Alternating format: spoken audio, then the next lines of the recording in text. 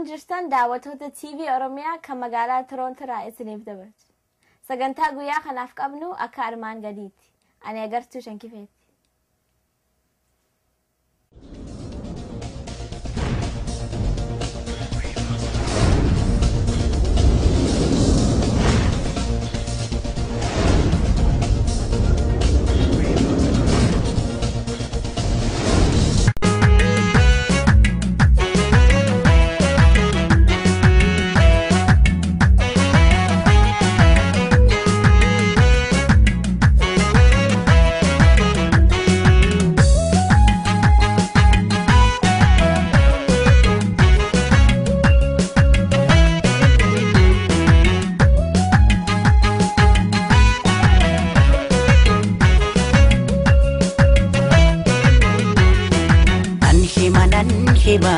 Nan hima waa'ee kee callisuu argee Oromiyaatiyya biyya hayyuu.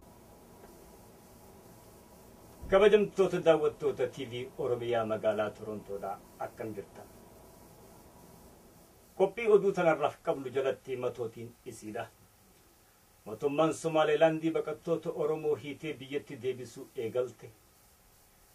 Partiin EPRDF bakka bu'aa Mallas Zeenaawii filachuudhaaf Birraa bultii 16 walgahii yaammatte. Adda bilisummaa uummata Ogaadenii fi mootummaa wayyaanee gidduutti mariin araaramaa eegalamte. Mootummaan Ijiptii fi Suudaanii Itoophiyaa dha'uuf saganteeffachuun isaanii himame. Daawwattoota keenya hanga asii dhaggeeffattan kun matootii oduuti.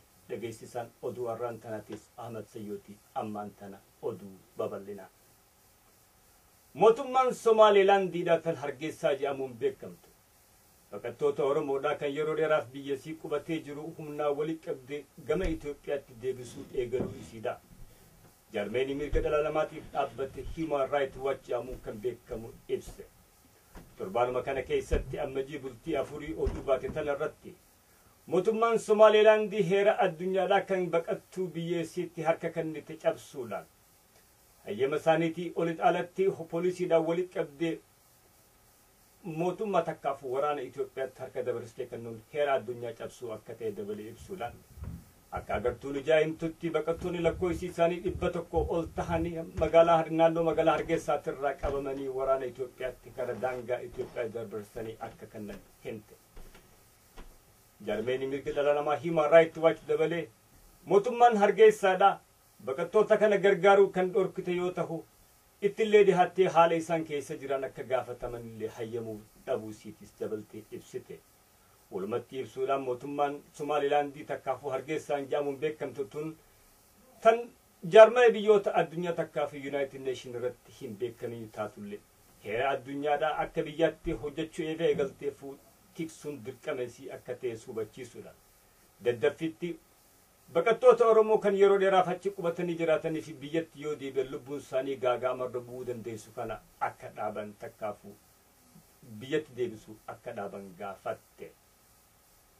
Baqattoota kana keessaa gareen isaanii kan hayyama dhaabbata tokkummaa biyyoota addunyaa dhimma baqattoota jalatti qaban yoo ta'u mata kanallee dhihaachuun fi takkaafuu gargaaramuun akka dhorkamtillee jarmeenyi kun dabalee ibse. Partiin EPRDF bakka bu'aa Mallas Zeenaawii filachuudhaaf Birraa bultii 16 walgahii yaammachuun siidaa oduun biyyarraa baatee fi karaa tajaajila oduu adda addaatiin facaate ibsite. Torbaanuma dabre kana keessatti poolit biiroon takkaafuu koreen hojii gaggeessituu EPRDF walgahii dho'isaan godhatte irratti bakka bu'aa kana filachuudhaaf irra waliigaluu yoo dadhaban booda dhiifama. Koree iddu galeessaa waliigalatti kan nam 60 taate walgahii yaamuudhaaf murteessuu isaaniittis himame. Torbaan dabre kana keessatti Mallas Zeenaawii awwaalama booda akka himametti manni marii ministeerota Dassaalany Hayilamaariyaam takkaafuu Hayilamaariyaam Dassaalany akka bakka bu'aa ministeera yoo filatan. Bakka bu'ummaan isaa takkaafuu ministeerummaan isaa kuni paarlaamaan raggaasifamu irra ture. Raggaasifamu paarlaamaa kanaaf dubatti harkisuun aangoon akka nu harkaan baane jechuudhaaf paartiin TPLF tan EPRDF keessa jirtu gaaffii dhiheessarra akka ta'es hubatame. kanumaa walitti qabuudhaan Hayilamaariyaam Dassaalany yoonii fi bultii 16 takkaafuu golgee as deemtu kanarratti filamuu baate akka seera EPRDF'tti namni itti gaafatamaa paartii EPRDF kan muummicha ministeeraa ta'u kun yoo ta'es biyya san keessatti rakkina guddaa dhufuun akka danda'us daawwattoonni siyaasaa tokko dubbatan kanumaa walitti fufuudhaan oduun tajaajilu oduu TV Amaaraatirraa baate akka ibsutti Generaalonni Ameerikaa dhiifama generaalonni Tigreedhaa kan Samooraa yoonisiin gaggeeffaman generaalota keenya keessatti warri mallas bakka bu'uu danda'uu fi ogummaa takkaafuu beekamsa gahaa qaban waan jiraniif jecha nam tokkoof akka hin kennamne jedhanii xalayaa barreessuun isaaniittis himamte. Addi bilisummaa uummata Ogaadenii fi mootummaan Itiyoophiyaadhaa haasawa araaraa eegaluu isaanii himame. Haasawa kana manguddummaadhaan kan walitti qabee fi kan eegale pireezidaantii Keeniyaadhaa Moi Kibaki yoo ta'u mootummaan Itiyoophiyaadhaa araara kana fudhachuu sittis karaa ministeera oduutiin himame. Akka ibsa ministeera oduu mootummaa wayyaanee Barakar Simoonitti akkaataa mariin kun itti gaggeeffamu takkaafuu moodaaliitii walgahii kanarratti waliigaluu isaanii ibse. Mootummaan Itiyoophiyaa yeroo ammaa keessatti walgahiin kun akka godhamu takkaafuu mariin araaramaa kun akka eegalamu kan feeteefi rakkina kee aangoo irratti wal micciiraa jiran kana keessaa bahuudhaaf ilaalcha uummataa jijjiiruudhaafis akka tahe daawwattoonni takkaafuu qormaattoonni siyaasaadhaa dubbatan. Ijiptii fi Sudaan pirojektii Itiyoophiyaan humna elektiriikaatiif jecha laga Abbayyaa irratti kurii dhaabuudhaaf eegalte kana dhaa'uudhaaf saganteeffatanii akka turan oduun jaarmee saaxiltuu wikiiliik irraa baate ibsite. Akka ibsa oduu kanaatti bara 2010 keessatti Itiyoophiyaan laga Abbayyaa magaduudhaan bishaan achirraa dhufu yoo isaan irratti hir'ina fide. Kurii magadaa kan isaan dhaabbatan kana humnaan dhaa'uudhaaf saganteeffachuu isaaniitis dabaltee ibsite. Yeroo ammaa keessatti mootummaa Ijiptiitii fi Itiyoophiyaa jidduutti haasawni deemaa yoo jiru Ijiptii jijjiirraa mootummaa keessa waan seenteef jecha sagantaan sanduubatti harkifachuu isaatis dabalamee ibsame. Akka sirna addunyaatti layni tokko kan biyyoota 2-3 keessa qaxxaamuree dabru biyyi takka qullaan dhimma itti baachuu waan hin dandeette jecha yoonii fi biyyoonni lamaanuu walii galan malee sirna addunyaatti dhihaachuu akka danda'anis waan hubatame. Daawwattoota keenya egaa oduun har'aaf qabnu asirratti raawwatti qophii dhuftutti hanga wal dachaanutti nagaan jiraadhaa kan jechaa isin dhaammatu Ahmad Sayyooti nagaatti.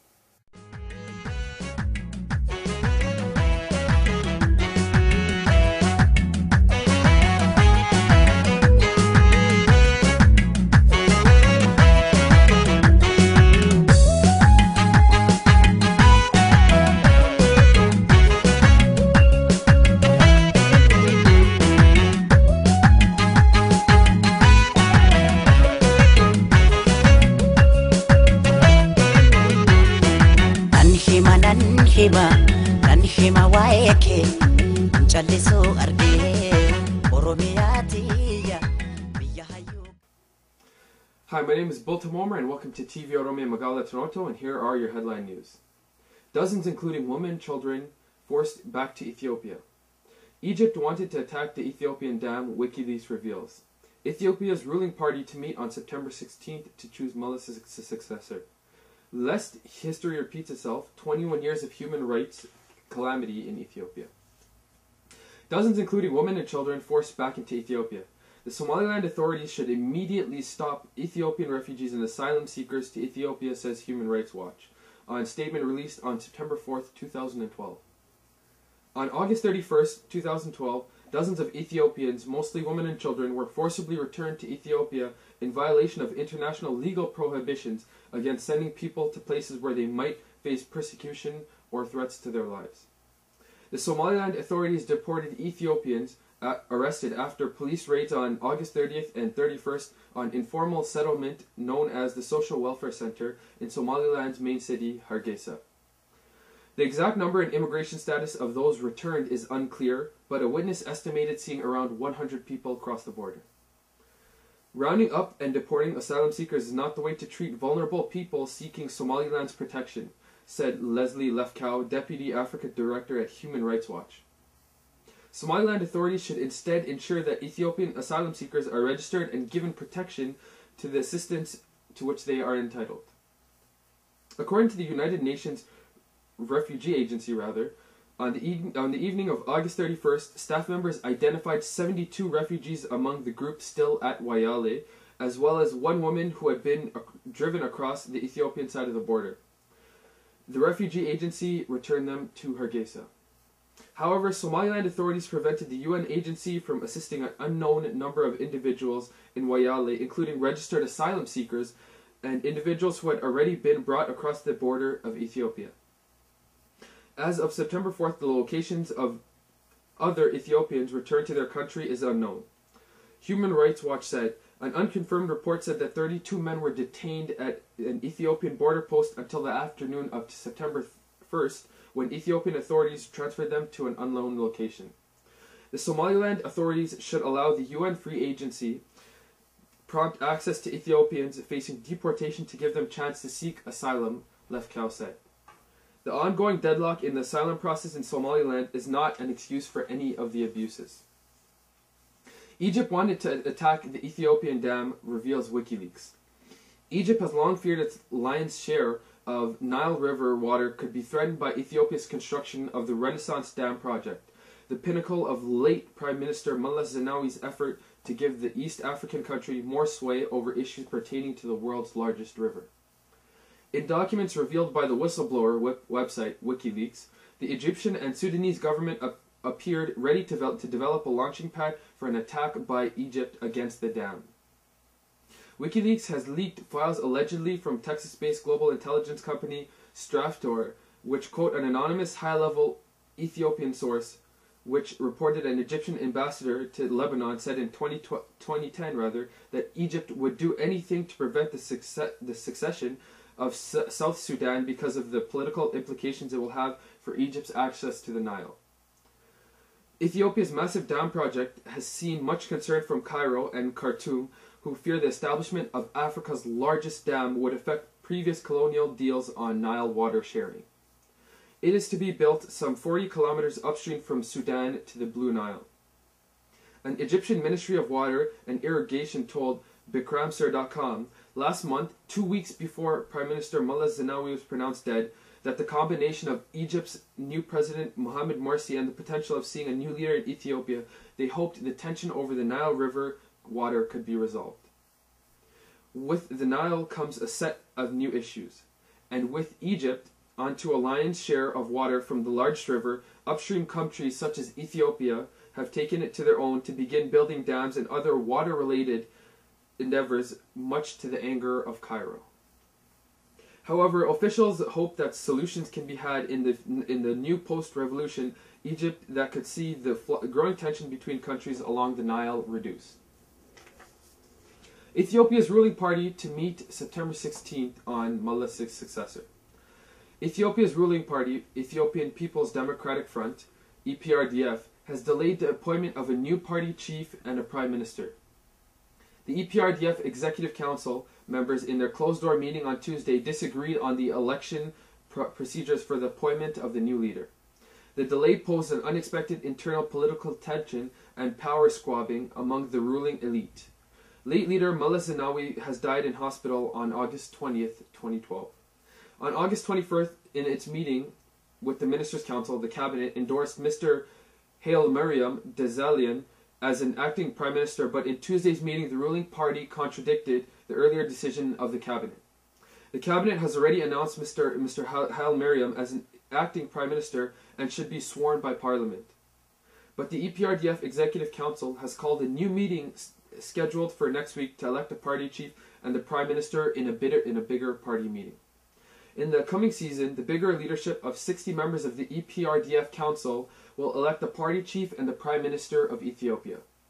Further delay of naming Mr. Haile Mariam party chief exposing the growing internal power struggle among the 4 ethnic-based members of the ruling party coalition, the Amhara, Tigray, Oromo, and Southern people.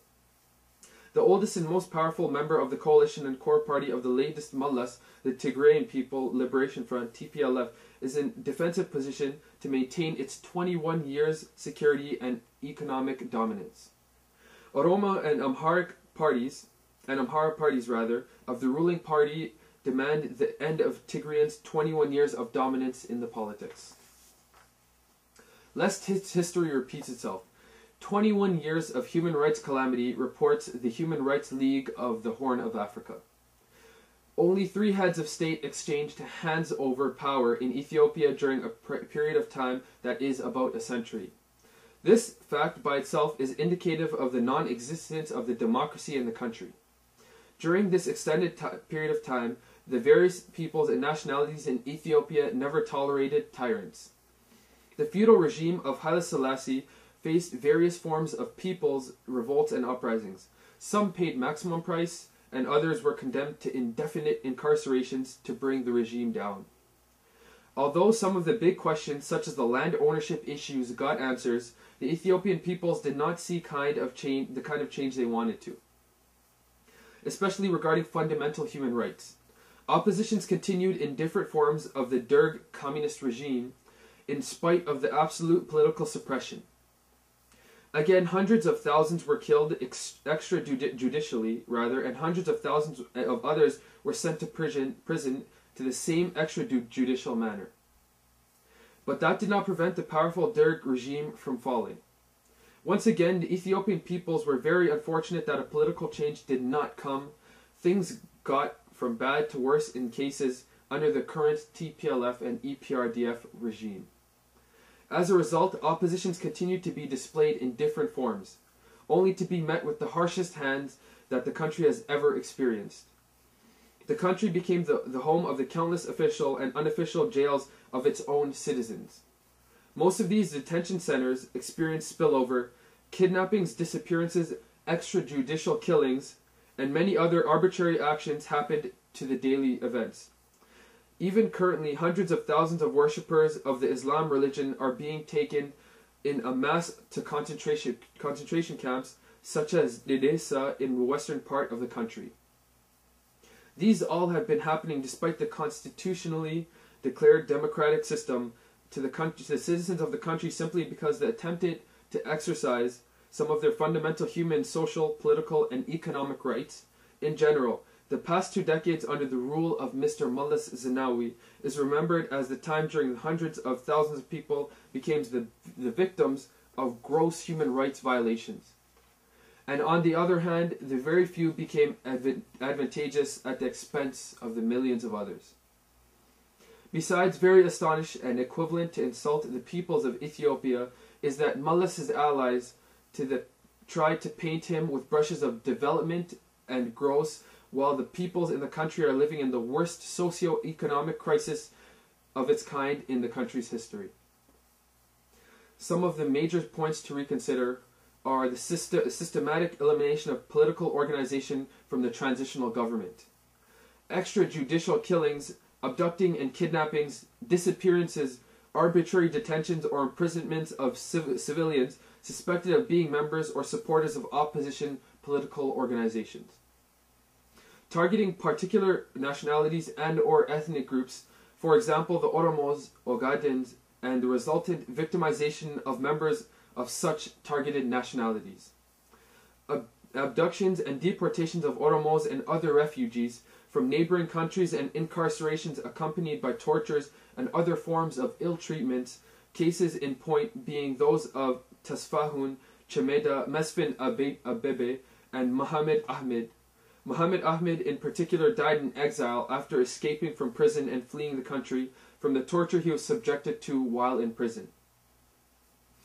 More than 4,279 reported cases of extrajudicial killings and 987 disappearances of Oromo civilians, hundreds of thousands of whom are still languishing in prisons, were tortures and rapes in commonplace. The uninterrupted crackdowns against independent press and opposition political organizations. The cold-blooded mass murder of February 1994 in the town of Warder, which more than 80 civilians, pastoralists, were killed by the government security forces. The mass murder of 424 Anuaks in Gambela, Ethiopia in December of 2003. The 2004 Loke Sedama massacre, where more than 100 people were killed by EPRDF security forces. and the hijacked elections of the 2005 and the mass killing in Finfinne following the protests against the stolen elections in which 200 people were killed and 700 others wounded. In 2009, the government security force killed 42 traditional community leaders in Karabia, Ogaden. The civil society proclamation and anti-terrorism law that are being used abusively to intimidate, harass, imprison, charge, and unfairly punish journalists, political leaders, and human rights activists. The evictions of hundreds of thousands of farmers in Gambela, Oromia, and Benshangul regional states from their ancestral lands without consent and compensations, and their lands being given to transnational companies. The uncontrolled usage of chemicals that has been causing the contamination of rivers and other natural resources around the said to be industry and mining areas. Now that the person at the top of the leadership of this political system has gone, expectations are that lessons would be learnt from these failures, and that the Ethiopian peoples deserving healing from their wounds, but from the past experiences of changes in political systems, the HRLHA fears that history might repeat itself. In order to avoid the recurrence of suppressions and denials of political freedoms and the resultant human rights violations, those who are staying in power need to look back at what the Ethiopian peoples have gone through.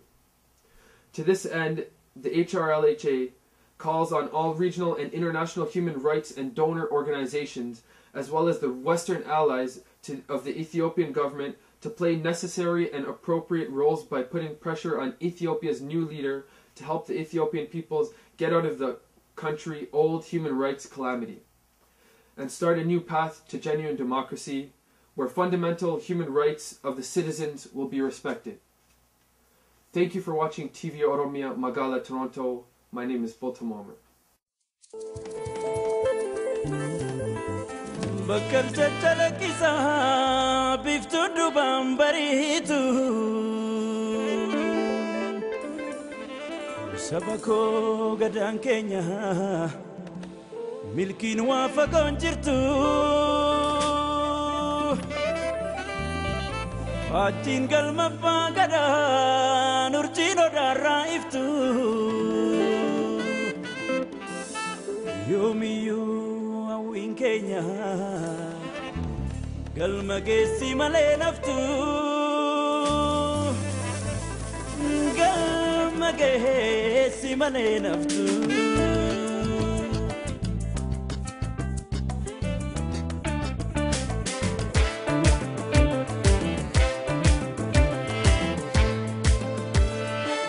Toko alimi jahawe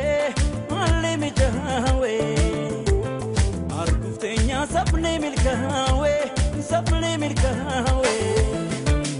Kafa toko alimi jahawe Arguftenya sapne milkawe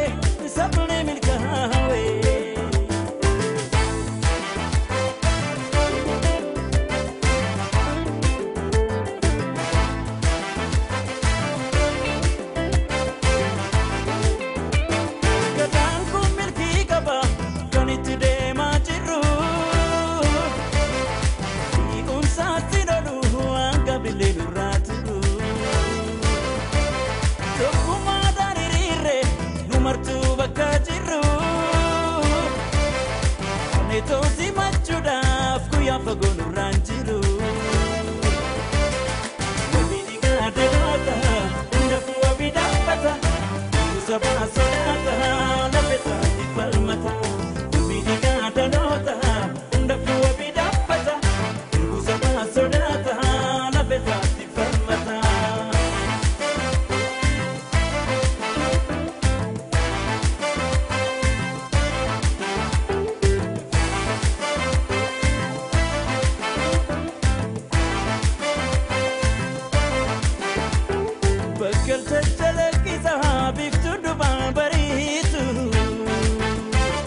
Sabako gadaan keenya milkiin waa fagoon jirtu Faajjiin galma abbaa gadaan urjiin odaarraa iftu yoomiyyuu hawwiin keenya galma geessi malee naftu galma geessi malee naftu gaafa tokko alli mijaawee arguuf teenya sabni milkaawee